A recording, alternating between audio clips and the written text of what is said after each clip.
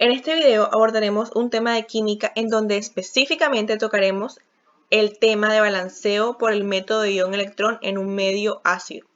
Esperamos este video sea de tu completa ayuda. Sin más preámbulos, empecemos. Para poder balancear por el método de ion-electrón tenemos que saber primero en qué consiste, el cual se fundamenta en el uso de iones hidrón, que es como se le denomina al catión hidrógeno, además de iones hidróxidos y electrones, durante el proceso de balanceo de átomos y cargas en las medias reacciones, en las que la reacción total suele desdoblarse. El medio en el que se producen estas reacciones puede ser ácido o básico. Bien, un electrón, como ya sabemos, es comúnmente representado con el símbolo E a la menos y se le considera como una partícula subatómica que se encuentra alrededor del núcleo de un átomo con una carga eléctrica elemental negativa, como podemos apreciarlo en nuestra imagen, el electrón orbitando alrededor del núcleo. Ahora bien, un ion puede ser un catión o un anión, ya que el ion es un átomo o un grupo de átomos que tiene una carga neta positiva o negativa. Si es un catión, el ion va a tener una carga neta positiva. Esto se debe a la pérdida de uno o más electrones. En cambio, si es un anión, va a tener una carga neta negativa debido a un incremento en el número de los electrones. Como ya habíamos dicho, puede darse en medio ácido o un medio básico. El medio ácido se caracteriza por la presencia de iones hidrón en disolución acuosa, en donde definimos al ácido como una sustancia capaz de donar un protón.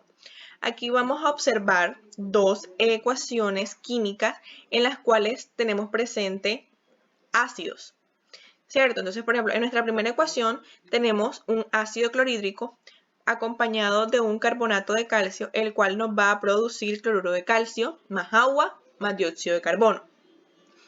En nuestra segunda ecuación tenemos también la presencia de un ácido, lo identificamos pues por la presencia de hidrógeno.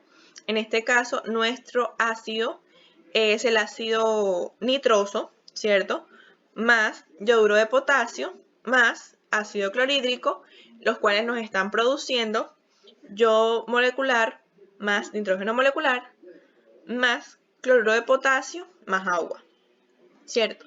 Ahora, el medio básico se caracteriza por la presencia de iones hidróxido, donde una base se define como una sustancia que puede aceptar un protón.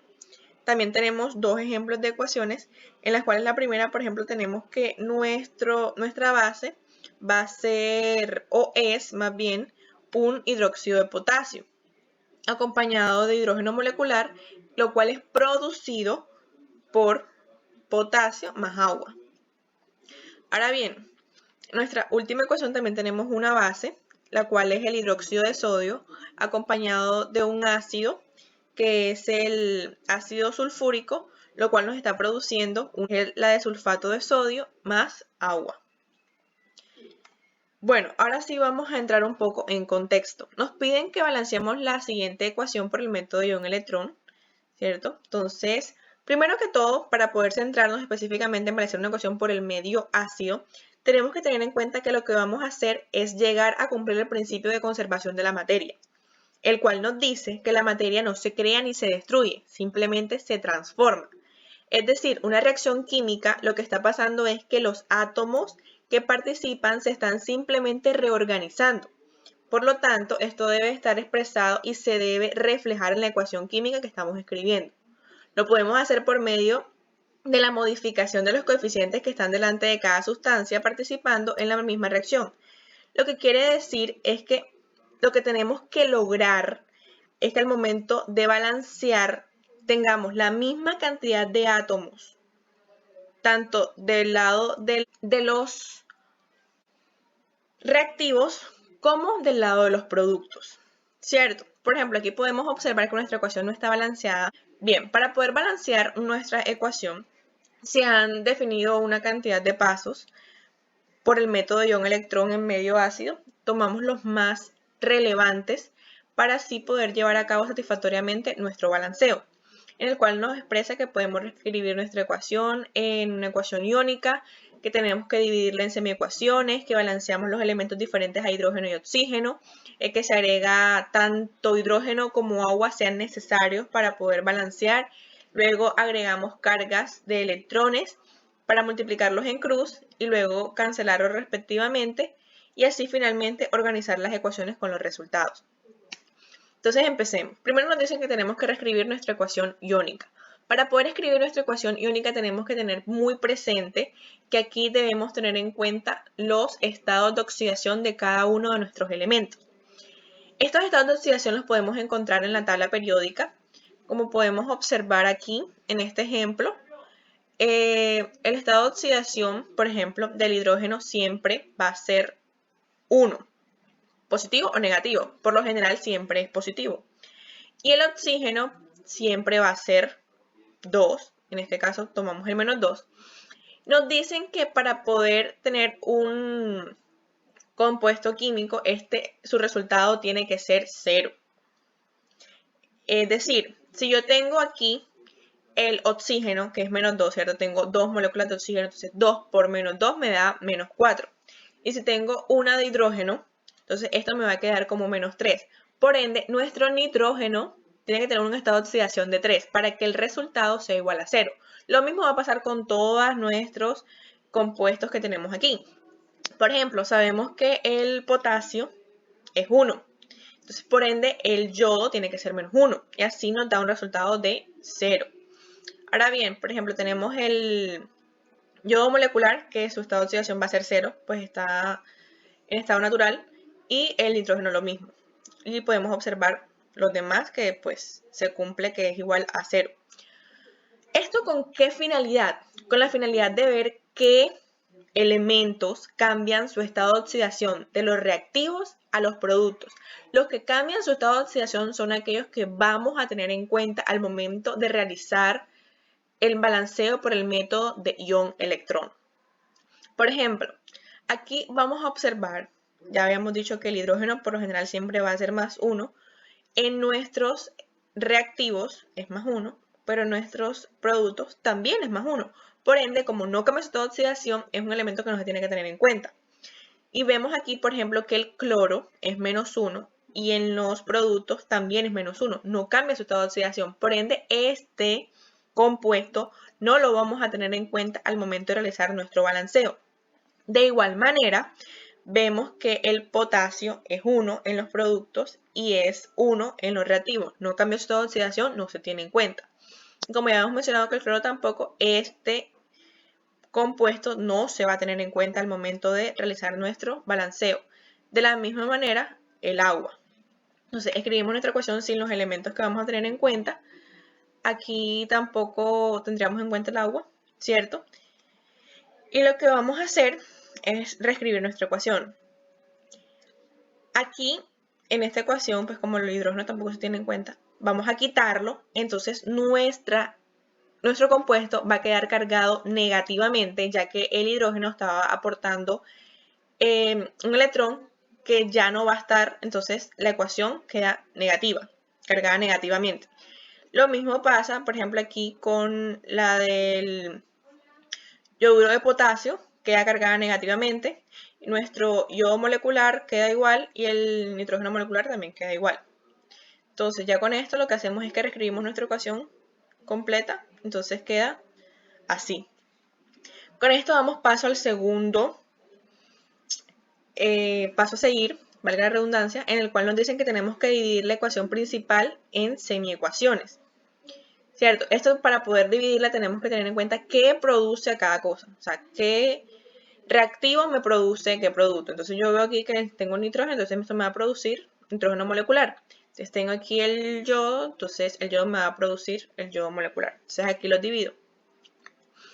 ¿Cierto? Entonces esto nos abre al siguiente paso, que nos dice que tenemos que balancear los elementos diferentes a hidrógenos oxígenos. Bueno, yo tengo aquí un nitrógeno que me está produciendo 2, entonces eso está desbalanceado. Yo tengo que balancearlo agregando pues el número o el coeficiente que sea necesario.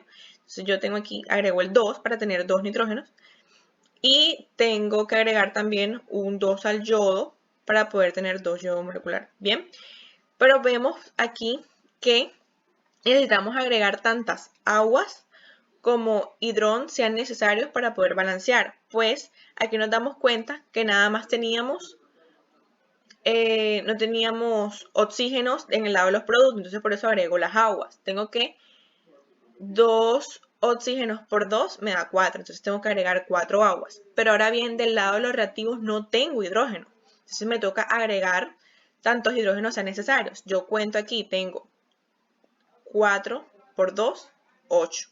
Entonces tengo que agregar 2 hidrógenos. Y pues los del yodo quedan completamente igual, pues estos no están desbalanceados, no tengo que agregar agua ni hidrógenos en ningún momento para poder balancear. Ahora esto nos abre paso a balancear las cargas agregando electrones. Vemos que las cargas están desbalanceadas. Por ejemplo, aquí tengo una carga, ¿cierto? Entonces esta la multiplico por 2, entonces tengo 2 cargas negativas y tengo 8 cargas positivas. Por ende, esto está desbalanceado. Vemos que en los productos no tengo ninguna carga, entonces de este lado tengo que tener 0 cargas. Entonces, para yo poder tener 0 cargas, tengo 6 cargas positivas, por ende tengo que agregar 6 cargas negativas, lo cual me hace, entonces esto quedaría balanceado completamente. Ahora bien, en la siguiente ecuación vemos que tengo 2 cargas negativas, ¿cierto?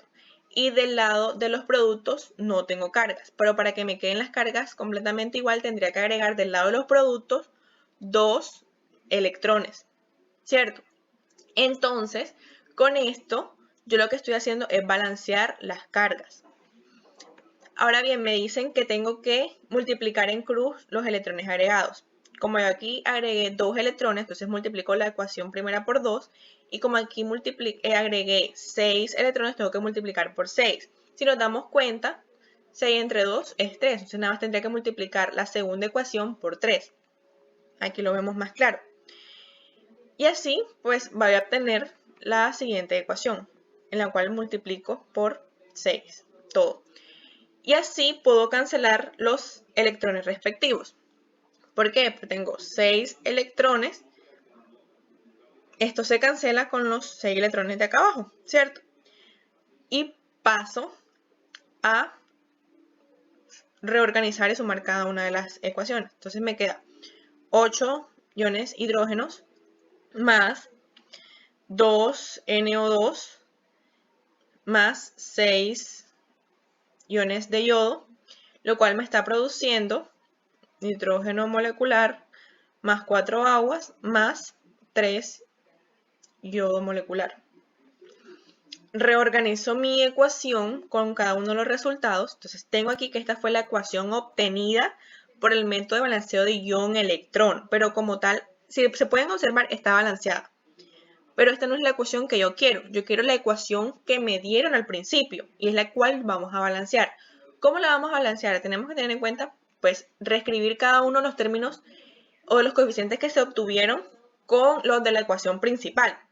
Entonces, por ejemplo, aquí tengo que si yo empiezo a balancear 2NO2, esto me está dando, según nuestra ecuación principal, 2 ácido nitroso, ¿cierto?